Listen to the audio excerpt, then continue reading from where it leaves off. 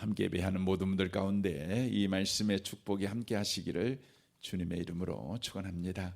이 갈라디아서는 그리스도인이지만 자유를 잃어버린 그리스도인들에게 자유를 다시 회복하게 하시는 복음의 말씀이 이 갈라디아서입니다.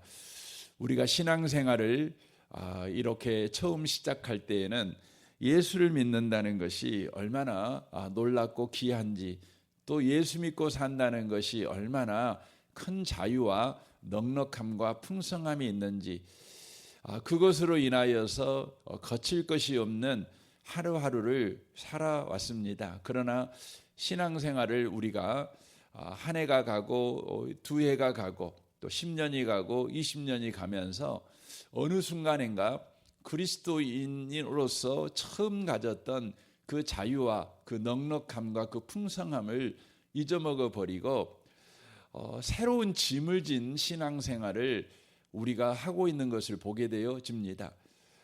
신앙생활을 이렇게 할 때에 교회에 오는 것이 무거운 짐 같은 생각이 들어질 때가 있습니다. 기도하는 것도 그렇고 예배하는 것도 그렇고 또 교회에 봉사하는 것도 그렇고 또 그 무엇보다 성도와의 교제를 하는 것도 그렇고 안 할 수는 없지만 그것이 뭔지 모르게 우리에게 자유함을 주고 풍성함을 주고 소망을 주는 것보다는 뭔지 모르는 짐이 되는 느낌이 우리 가운데 든다는 것이죠. 벗어버릴 수도 없고 또 계속 짊어지고 가자니 힘들고, 그래서 우리가 기도하는 것이 어느 순간인가 십자가가 돼 있고 예배하는 것이 어느 순간인가 십자가가 돼 있는 것이죠. 어떤 분이 하나님께서 우리 인생의 십자가를 대신 져주는 대신에 너희들에게 바로 의의 십자가를 짊어지게 했다, 이렇게 표현을 하시더라고요. 그런데 그 의의 십자가가 뭐냐? 그러면 기도의 십자가, 예배의 십자가, 봉사의 십자가, 그거 짊어지게 했다, 이렇게 말합니다. 여러분, 그건 잘못된 것입니다.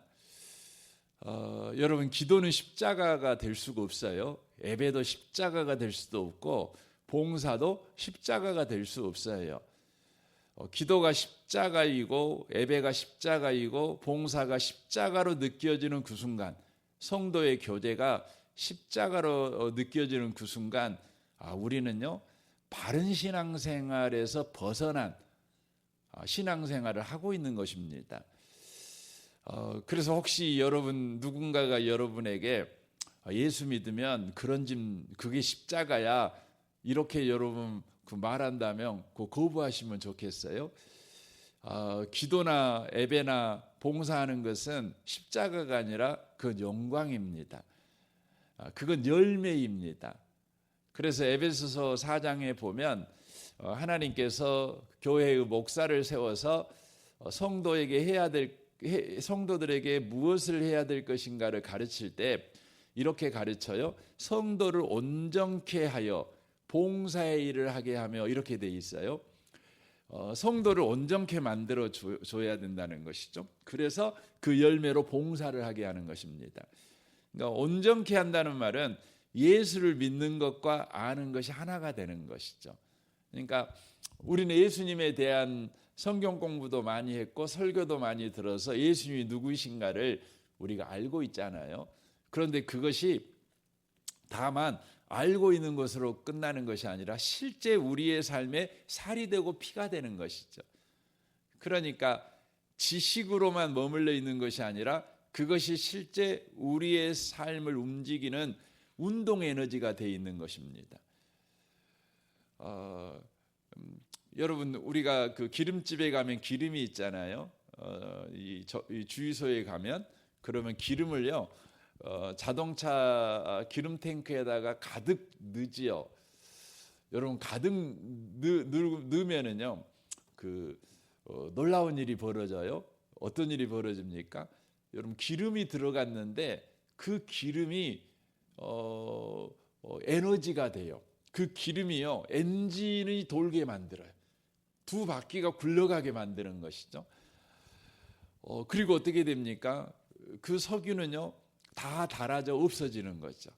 그러니까 액체인 석유가 뭘로 바뀌는 거죠? 운동 에너지로 바뀌는 거예요. 에너지로 바뀌는 것이죠. 그러니까 여러분과 제가 성경은 이렇게 그냥 책으로 돼 있잖아요. 근데 이 성경책이 저와 여러분에게 인생에 들어오면 이 성경책이 다만 이렇게 기록된 성경책이 아니에요. 그래서 창세기, 출애굽기, 레위기, 민수기 거기에 뭐가 써져 있나 다 알아. 그것의 의미도 나 잘 알아. 이건 그 공부하는 학생이잖아요. 책으로 성경책을 가지고 있는 사람이죠. 그런데 이 성경책이 우리 안에서 에너지가 돼요. 우리를 움직여요. 우리를 생각하게 만들고, 우리를 행동하게 만들고, 우리를 선택하게 만들고, 우리를 결단하게 만들고, 성경의 사람으로 살게 만드는 거죠. 그래서 누군가가 당신은 성경책을 잘 아는 사람입니다. 이런 말을 하지 않고 당신은 성경의 사람입니다.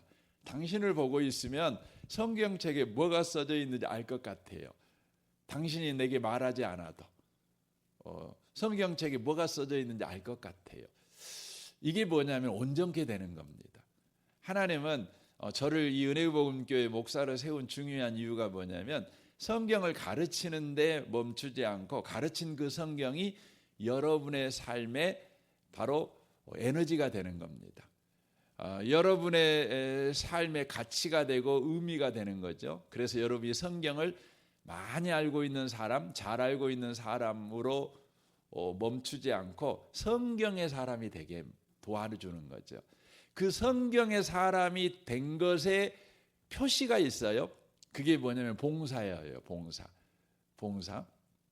거기서 봉사라고 하는 것은 그 영어로 보면 서비스라고 써져 있어요. 서비스가 뭐냐면 하나님에게 서비스는 뭐냐면 예배예요. 그러면 사람에게 서비스는 뭐죠? 여러 가지가 들어가 있어요. 그 중에 하나가 뭐냐면 그를 위해서 우리가 중보기도 해주는 거예요. 이것도 서비스예요. 또 그가 밥을 먹도록 식사 제공을 해주는 거죠. 그가 따뜻하고 깨끗한 방에 거하도록 그가 거하는 방을 치워주는 거죠. 깨끗하게 청소해 주는 것이죠. 그리고 난방을 틀어주는 것이죠. 이게 다 뭐냐면 봉사하죠. 헐벗고 있으면 그가 따뜻한 옷을 입을 수 있도록 그를 또 구제해 주는 것이죠. 이게 다 들어가는 것이죠. 그러니까 서비스라는 말, 봉사라는 말은요, 하나님께는 예배하는 것이고 사람에게는 중보기도 해주고 또 구제도 해주고 또 청소도 해주고 밥도 해주고 이런 걸 다 들어가 있는 것이에요. 이게 열매입니다. 그러니까 나무로 비유하면 그렇게 되는 거죠. 여러분 감나무에 감이 열렸어요. 여러분 감나무의 감은 십자가일까요? 아니죠. 감나무에 감이 많이 열렸어요. 그 십자가 감나무가 나 이번에 감 너무 많이 열어가지고 너 무거워 죽겠어. 십자가 너무 많아. 이럴까요? 아니죠. 감나무에 감이 열린 건 영광입니다. 영광이고 그게 뭐예요? 그게 감나무의 품이지요. 감나무의 이염이지요. 그렇죠. 감나무의 명예지요. 여러분 감나무에 감이 없으면 여러분 그 감은 불명예스럽잖아요. 감나무에 감이 없으면 여러분 그 감은요 이염이 없지요. 품위가 없죠. 여러분 그 분재 같은데 뭐 분재 이렇게 감나무 분재도 있잖아요. 뭐 사과감 분재도 있고 그런데 여러분 분재를 보면 되게 멋있잖아요. 근데 그 사과 감 분재가요. 감이 이렇게 딱 열려 있어요. 그러면 되게 신비하대요. 제가 언젠가 일본을 간 적이 있는데, 그 온천 앞인데 동백꽃이 너무 이쁘게 핀 거예요. 동백꽃이. 근데 너무 이쁜 거야. 그냥 사진도 찍고 그래가지고 가까이 가봤거든요. 그래갖고 내가 기겁을 했어요. 하고 속으로 일본 놈들 이런 생각이 들었어요. 그게 뭐였냐면, 실제 그 꽃이긴 한데 꽃을 전부 다 달아놓은 거예요. 예, 달아놨어요. 그러니까 얼마나 꽃을 잘 달아놨던지 그냥 딱 봐도 너무 이쁘게 잘 달아놓은 거죠. 그 우리가 멀리서 보면 그것도 멋있잖아요. 근데 가까이서 보면 실제 꽃을 안 피웠는데 꽃 핀 것처럼 지금 그 가짜를 달아놓은 거잖아요. 얼마나 실망스러워요. 예, 예. 여러분 그 열매를 맺는다는 건 여러분 영광스러운 거죠. 여러분 예수를 우리가 믿으면요, 우리가 기도 생활한다는 거, 예배 생활한다는 거, 이거 뭐냐면 열매예요. 열매예요. 여러분 기도를 통해 예배를 통해 우리가 복 받아야 된다. 그래서 기도와 예배가 조건이 되면 그 무거운 짐이죠. 안 할 수는 없고 복 받으려니까. 그래서 하는 거죠. 죽고 살고 하는 거죠. 애쓰는 거죠. 여러분이 지금 신앙생활을 해가는데 여러분들이 십자가에 대한 바른 이해를 못하고 기도나 예배나 봉사가 여러분에게 십자가로 느껴지고 있다면 그건 여러분들과 제가 신앙생활을 잘못하고 있는 겁니다. 오늘 본문이 그걸 말해요. 내가 율법으로 말미암아 율법에 대하여 죽었나니 이는 하나님에 대하여 살려 함이다라고 돼 있어요. 그러면 왜 예배나 기도나 봉사나 또 성도와의 교제가 무거운 짐이 되느냐? 그 이유가 뭐냐면 율법에 대하여 살아있기 때문에 그래요.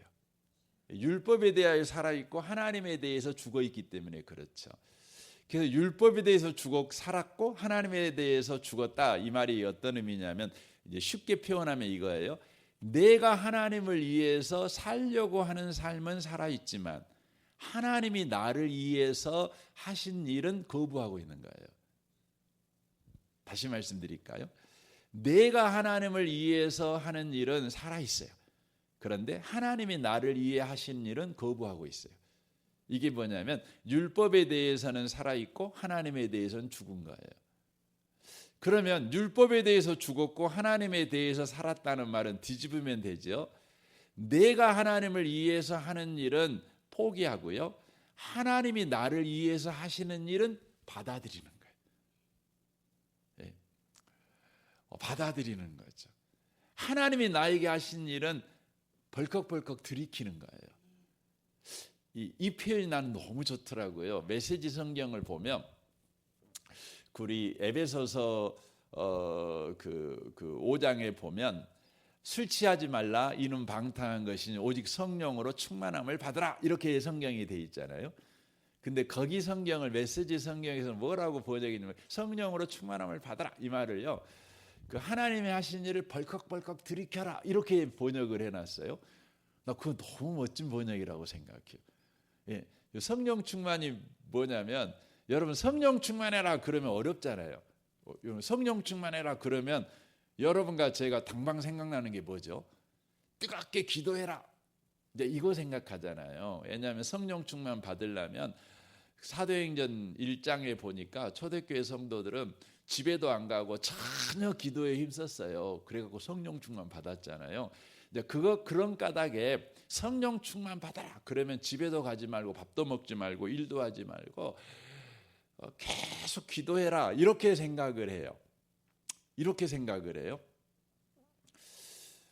그래서 성령 충만 받으라 그러면 받고는 싶지만 그 받는 과정 자체가 너무 무거운 짐으로 느껴져요. 힘들어요. 근데 여러분 성령 충만은요, 우리가 그렇게 기도해라. 성령 충만 받으려면 기도해야지요. 그럼에도 불구하고 성령 충만을 받으라의 가장 중요한 건 뭐냐면 주님이 하신 일을 우리가 쫓아가는 거예요.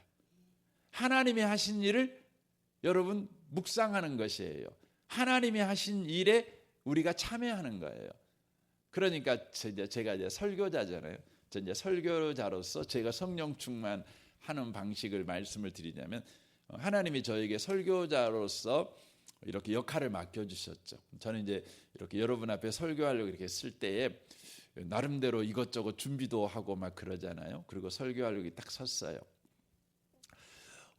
근데 항상 설교하려고 하면 겁나고 아무것도 생각도 안 나고 막 그래요. 막막하고 두렵고 또 제 성격상 제 원래 성격은 그러니까 그런데요, 저는 이 설교를 할 때마다 저를 안 믿어요. 예, 그러니까 저의 성격, 제가 무대 체질이 아니고 제가 마이크를 잡고 여기 사람들 앞에 서면 제가 굉장히 두려워하고 머리가 하얗게 되고 뭔 말을 어떻게 해야 될지 뒤죽박죽이고, 근데 이런 나를 안 믿어요. 뭘 믿냐면 저를 설교자로 세우신 하나님을 믿어요. 그리고 이 시간에 하나님께서 저를 설교자로 세워서 나를 우습게 만들려고 세운 것이 아니라 하나님의 말씀을 전하려고 세웠으니까, 여러분, 하나님의 말은 하나님이 해야 하나님 말 아니겠어요? 그죠? 제가 하면 제 말이죠.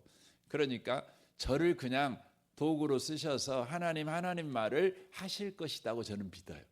그래서 저는 하나님을 믿습니다. 그래서 하나님, 이제부터 하나님께서 하나님의 일을 하십시오. 저는 그 일하시는 하나님을 믿겠습니다. 그리고 저는 그 일하신 하나님께 저는 제 자신을 드리겠습니다. 동의하겠습니다. 참여하겠습니다. 하고 계속해서 하나님이 하신 일을 주목하고 그 일에 참여하는 일에 계속해서 신경을 써요. 이게 설교자인 제가 성령 충만한 삶을 살아가는 방식이죠. 여러분은 또 여러분에게 맡겨준 삶의 역할이 있지 않겠어요? 아버지도 있고 엄마도 있고 직장의 여러 역할도 있고 또 교회에서 또 여러 역할도 있겠지요. 그걸 할 때마다 저와 여러분이 여러분을 믿는 게 아니에요. 하나님이 하신 일을 믿는 거예요. 중요한 것이에요. 이게 뭐냐면 하나님에 대해서 산 거예요. 율법에 대해서 죽는다는 건 내가 하는 걸, 내가 하나님의 영광을 위해 살고자 하는 것을 나는 죽는 거죠. 포기하는 거죠. 여러분, 우리는 신앙생활을 할 때요, 하나님의 영광을 위해 살겠다고 늘 말을 해요. 그렇죠? 성경에도 되니까 먹든지 마시든지 무엇을 하든 다 하나님의 영광을 위해 하라 이렇게 써져 있잖아요. 그러니까 하나님의 영광을 위해서 하려고 해요. 근데 여러분과 제가 그 하나님의 영광이라는 것이 어느 수준인지를 이해하면 먹든지 마시든지 무엇에 다 하나님께 영광을 위해 하라는 말의 진의가 이해가 돼요. 저는 우리 아들을 보면 늘 미안해요. 왜냐하면 저는 아들을 보면 우리 아들이 되게 착하고 나름대로 굉장히 성실하거든요. 근데 아들을 보면 항상 내가 못마땅해. 못마땅해. 그래갖고 아들을 보면 야, 머리 좀 감아라 부터 시작하고, 또 야, 좀 저녁에는 좀 빨리 자고 아침에 빨랑 일어나고 좀 그래라 뭐 이런 이야기를 해요. 그럼 아들 입장에서는 되게 화딱지가 나. 왜냐하면 자기 나름대로 최선을 다하잖아요. 근데 왜 저는 아들한테 맨날 그럴까요? 왜 그럴까요? 아버지니까요. 아니, 아버지도 그긴 하지만 더 중요한 문제는 제 수준하고 아들 수준하고 달라요. 제가 생각하는 그 성실함의 수준하고 우리 아들이 생각하는 성실함의 수준은 달라요. 그러니까 늘 아버지의 입장에서는 자식이 못마땅해. 그래서 늘 자식한테 뭐라고 그래. 뭐라고 그래. 이제 느끼는 게 그거잖아요. 내가 내려가서 자식 수준에서 늘 말해줘야지. 예, 이제 이걸 노력을 하죠. 근데 여러분과 제가 하나님의 영광을 위해서 한다고 할 때 하나님의 수준이요, 여러분 창조주의 수준이잖아요. 그 수준 자체가 피조물인 우리는 도저히 올라갈 수 없는 수준이잖아요. 그렇잖아요. 그래서 우리가 먹든지 마시든지 무엇을 하든지 하나님의 수준에 흡족할 만한 그런 삶을 우리가 살아갈 수 있느냐? 못 살아가요. 그래서 여러분, 하나님의 마음의 수준에 맞게 사는 방식이 뭐냐? 그거예요. 우리 아들이요, 이제 내가 맨날 그러니까 저한테 야단 안 맞는 최고의 방법을 이제 터득했어요. 그게 뭔지 아세요? 아빠한테 물어보는 거예요. 아빠 어떻게 하면 돼? 물어보는 거예요. 아빠 좀 도와줘. 말하는 거예요. 이제 사춘기 때는요, 그런 말 안 하잖아요. 아빠한테 아빠 뭐 하면 돼? 이런 거 안 물어봐요. 그 뭘 도와주라는 소리도 안 해요. 이것 좀 도와줘, 저것 좀 도와줘. 이런 거 안 해요. 아빠 어떻게 하면 좋겠어? 안 물어봐요. 네. 근데 이제 얘가 이제 좀 더 크니까 알죠. 왜냐하면 도저히 아빠 수준은 만족을 시킬 수 없다는 거예요. 그러니까 야단 안 맞는 최고의 방법은 뭐냐면 물어보는 거예요. 예, 물어보는 거죠. 그래서 아빠가 하라는 거 하면 돼요. 그리고 아빠의 도움을 받는 거예요. 도움을 받는 거예요. 여러분, 우리가 하나님의 영광을 위해 살아간다는 것은 하나님 수준에 도저히 미칠 수가 없어요. 그러니까 우리가 하나님의 영광을 위해 살아가는 방식이 뭐냐면 하나님께 물어보는 거예요. 그리고 하나님이 하시는 일에 도움을 받는 거예요. 먹을 때도 마실 때도 무엇을 하든지 하나님 어떻게 해야 돼요? 이거 물어보는 거예요. 하나님 이것 좀 도와주세요. 그래서 저는 도저히 내 힘으로는 하나님 만족시킬 수 없으니까 하나님이 좀 도와주세요. 하나님이 좀 일하세요. 이렇게 하는 거죠. 이렇게 하는 거죠.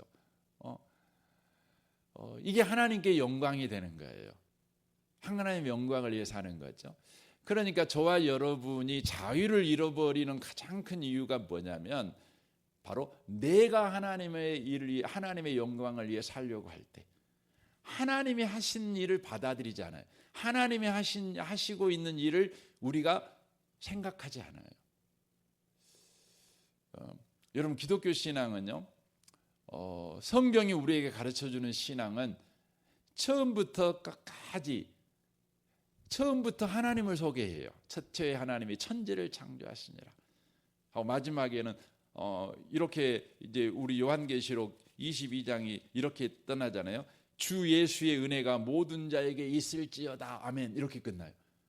그러니까 성경이 하나님이 하신 일로 시작해서 그 하나님이 하신 일이 모든 사람에게 미치도록 미칠지어다 하고 끝나요. 그러니까 여러분, 성경의 이야기는 뭐냐면 하나님이 하신 일로 온통 싸져 있는 거예요. 그러니까 하나님이 하신 일에 우리가 붙잡히게 되는 거죠. 우리가 그 일 가운데 참여하게 되는 거죠. 그러면 저와 여러분이 어떤 일이 벌어지냐면 우리가 그리스도인의 자유를 누려요. 자유를 누려요. 어제 어느 목사님하고 이야기를 하는데 본인 교회, 노예에 속한 교회가 한 500명도 모이고 한 300명도 모이는 교회가 있는데 그 교회에 요즘 반주자가 없대요. 피아노 반주자가 없대요. 여러분, 옛날에 500명 정도 모이는, 작년에 500명 모이면 큰 교회잖아요. 여러분, 그런 교회에 반주자가 옛날에는 많았어요. 옛날에는요, 반주자 정할 때 빼먹으면 시험 드니까 굉장히 그것이 머리 아팠어요. 머리 아팠어요. 너무 많으니까 반주하려고 하시는 분들이. 근데 요즘은 반주를 안 하려고 그래. 서로 안 하려고. 할 수 있는데도 안 하려고 그래. 이렇게 돼 버렸어요. 지금 시대가 그래요. 여러분, 이것은요, 예수님이 오실 때가 가까우면 이런 일이 일어난다고 성경에 이미 써져 있어요. 그러니까 여러분, 이것 때문에 우리가 놀랄 일도 아니고 두려워할 일도 아니에요. 다만 이때에 저와 여러분이요, 마지막 때에 그리스도인이 어떤 신앙생활을 해야 되는가를 가르치는 성경의 가르침을 따라 우리의 신앙이 바로 서 있으셔야 돼요. 그 중에 가장 중요한 신앙이 뭐냐면 바로 하나님이 하실 일, 하나님에 대해서 살아있는 신앙생활을 해가는 거예요. 우리에 대하여 살아있는 신앙생활이 아니에요. 우리의 헌신에 대하여, 우리의 열심에 대하여, 우리의 노력에 대하여 살아있는 신앙이 아니라 하나님의 헌신과 하나님의 노력과 하나님의 열심에 대하여 살아있는 신앙생활을 해가는 것입니다. 중요한 것입니다. 그때 저와 여러분은 참된 자유를 누리는 신앙생활, 이 놀라운 신앙을 또 오늘 또 경험해가고 누려가는 한 날 되시기를 주님의 이름으로 축원합니다. 아멘. 우리 같이 기도하겠습니다.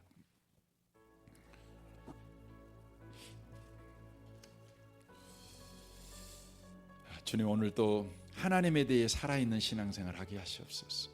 하나님의 헌신과 하나님의 희생과 하나님의 열심과 하나님의 노력과 하나님의 사랑과 하나님의 인내와 하나님의 믿음과 하나님의 소망과 하나님의 긍휼하심과 자비하심과 그 오래 참음에 대하여 살아있는 신앙생활 하게 하옵소서.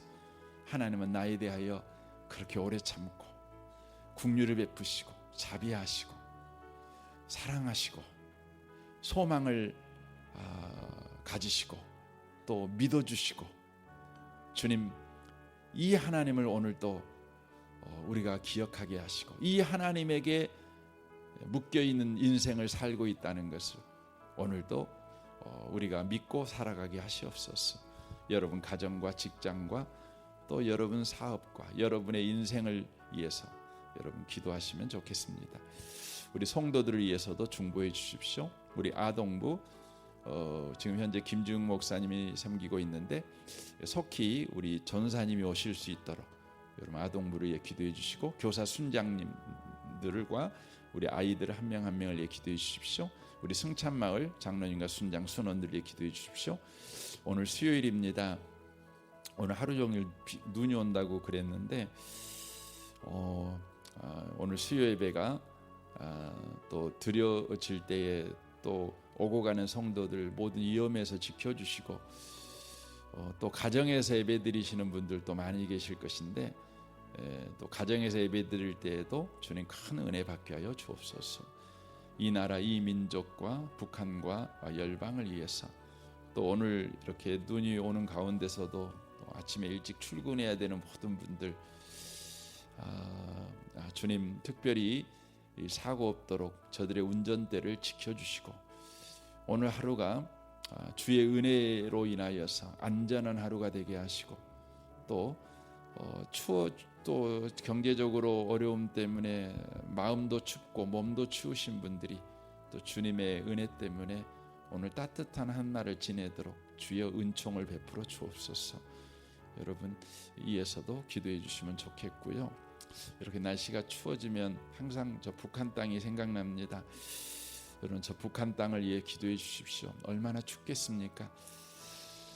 못 먹고 못 입고 정말 그 방을 데울 땔감도 없고 북한은 평양도 요즘 어렵답니다. 그런데 평양 밖에 있는 사람들은 정말 어렵습니다. 여러분 이 겨울에 얼어 죽지 않고 굶어 죽지 않는 것이 소원인 사람이 많습니다. 주님 저 북한 땅을 불쌍히 여겨 주옵소서. 특별히 저 북한 땅에는 약 10만 명에 가까운 예수 믿는다는 이유 때문에 정말 혹독하고 잔인한 환경인 수용소에 갇혀 있는 그리스도인들이 있습니다. 주님 저들을 이 아침에도 기억해 주옵소서. 여러분 이 아침에 우리가 여기서 할 수 있는 것이 주님께 기도하는 것밖에 없는 것 같습니다. 기도해 주셨으면 좋겠습니다. 우리 좋으신 주님께 통성으로 구하겠습니다. 기도하겠습니다. 오 하나님 아버지 감사합니다.